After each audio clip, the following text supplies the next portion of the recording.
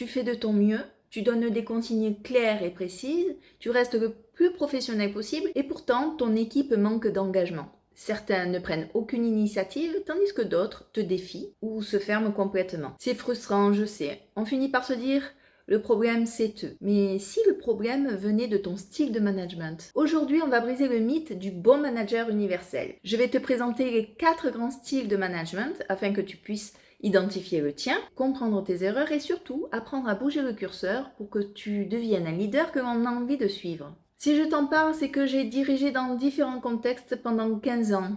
J'ai accompagné des dizaines de managers et entrepreneurs et je vois toujours la même erreur. Vouloir appliquer la même recette à tout le monde.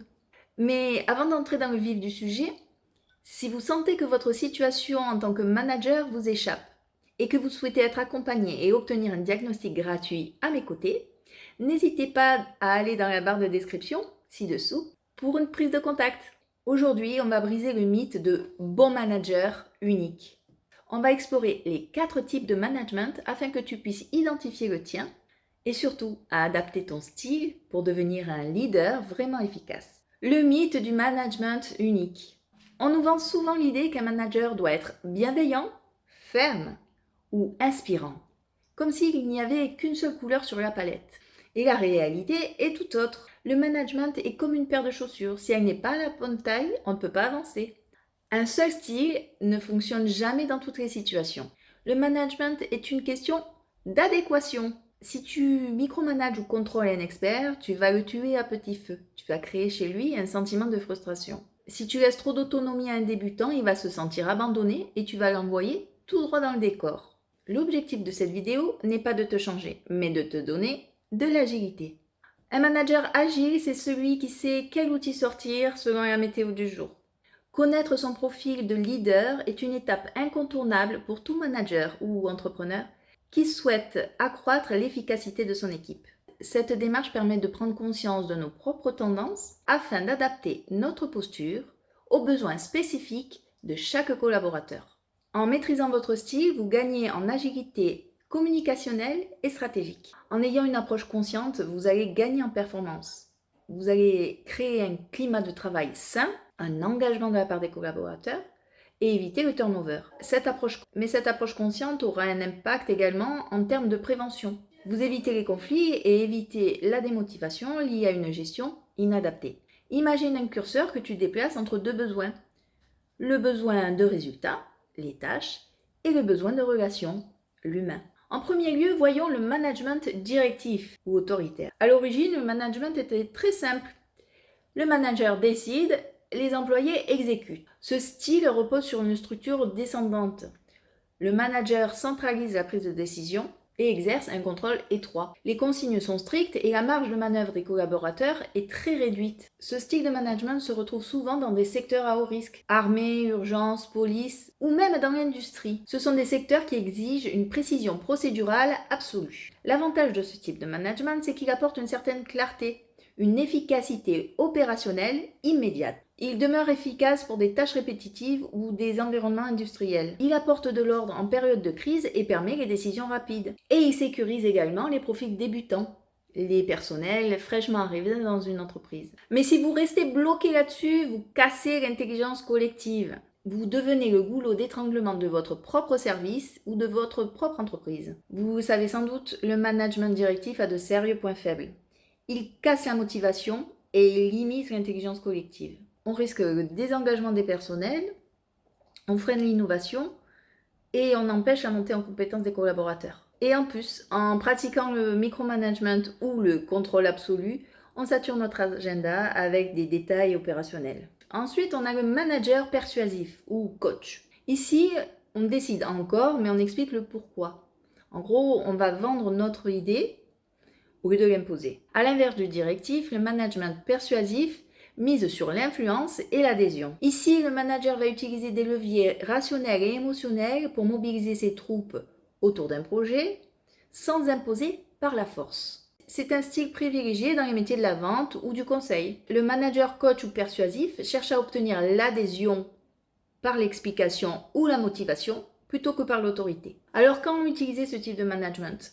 Quand un collaborateur avance, progresse, mais manque de confiance pour aller de l'avant. Dans ce contexte, vous expliquez le pourquoi, vous l'encouragez et vous corrigez. L'avantage de ce type de management, c'est qu'il renforce la confiance et la cohésion. En comprenant le pourquoi, les collaborateurs acceptent mieux le changement et s'impliquent davantage. Et le point faible, c'est qu'il est très chronophage, parce que convaincre, ça prend du temps. Ce style de management repose principalement sur le charisme et les soft skills. Une carence en communication peut rendre la gestion inefficace. Et vous ne pouvez pas passer votre vie à convaincre tout le monde de tout. Ensuite, le plus démocratique, on a le management participatif. Vous sollicitez l'avis de chacun avant de trancher. La décision est prise collectivement. Le manager agit comme un facilitateur, sollicitant ainsi l'intelligence de chacun. Ce style de management est particulièrement efficace dans des environnements créatifs ou technologiques où on a besoin de faire un brainstorming pour trouver des solutions innovantes. L'avantage de ce type de management, c'est qu'il favorise un sentiment d'appartenance fort, une cohésion d'équipe, un niveau de satisfaction élevé qui favorise les échanges et la construction collective. Mais l'inconvénient de ce type de management, évidemment, il y en a un, principe d'équilibre, c'est que le processus décisionnel est beaucoup trop lent. Il existe un risque de frustration si aucun consensus n'émerge ou si les débats sont dominés par des personnalités plus fortes au détriment des plus réservés. Et ce management peut se révéler inefficace si l'ensemble de l'équipe manque de maturité. Ensuite, on a le management délégatif ou laisser-faire. Ce style accorde une autonomie quasi totale aux collaborateurs. Le manager fixe des objectifs de haut niveau mais n'intervient pas dans l'exécution quotidienne. Il laisse libre cours à l'exécution et il est parfaitement adapté pour manager des personnels experts. Le point fort de ce management, c'est qu'il stimule la créativité et la responsabilisation. Et libéré de l'opérationnel, le manager peut pleinement se consacrer à la stratégie. Mais le point faible, c'est qu'il y a un risque de dérive si le cadre initial est flou et que les objectifs ne sont pas clairs dès le départ. Sans une équipe très compétente et autonome, le manque de direction peut mener à des erreurs de coordination ou un sentiment d'abandon. En fonction de votre type de profil, vous pouvez commettre certaines erreurs et je vais vous en citer 4. Le premier, c'est manager tout le monde de la même manière. C'est le piège de l'équité mal comprise. Ensuite, c'est confondre l'autonomie et l'abandon, la fausse délégation. Ensuite, vouloir être aimé à tout prix, syndrome de l'imposteur social. Et enfin, oublier le sens, la mort de l'engagement par l'exécution vide. Alors, la première erreur, manager tout le monde de la même manière. L'erreur classique est de croire que traiter tout le monde de la même manière est un gage de justice. En réalité, c'est une erreur de management majeure. C'est ce que j'appelle l'équité mal comprise, parce que traiter tout le monde de la même manière, c'est une injustice. La vraie justice, c'est de donner à chacun ce dont il a besoin pour réussir. Pour l'expert, lui donner sa liberté, et pour le novice, lui donner la structure. Le concept clé ici, c'est adopter un management situationnel. Un manager efficace adapte son style, qu'il soit directif, participatif, délégatif ou persuasif. Il se doit d'être adapté en fonction du collaborateur, et ce en fonction de 2 critères, la compétence technique du collaborateur et son engagement, sa motivation. Si vous managez tout le monde de la même manière, vous détruisez votre leadership. Pourquoi ? Parce qu'un senior ne supportera pas d'être fliqué sans arrêt, d'être contrôlé. Il perdra toute motivation, alors qu'un junior qui n'est pas structuré, qui n'a pas d'encadrement, lui va se sentir abandonné et vous l'envoyez droit au mur. Et vous le démotivez peut-être à tout jamais.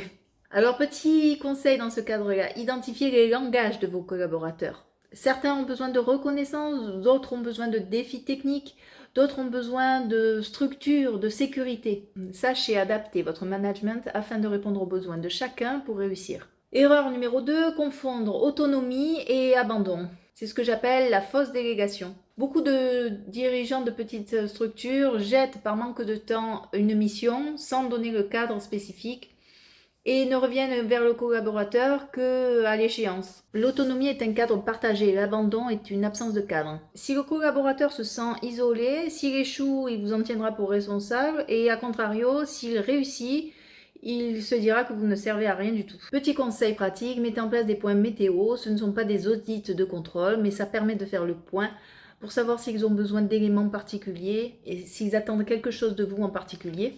Votre rôle est de lever les obstacles. Ensuite, troisième erreur, vouloir être aimé à tout prix.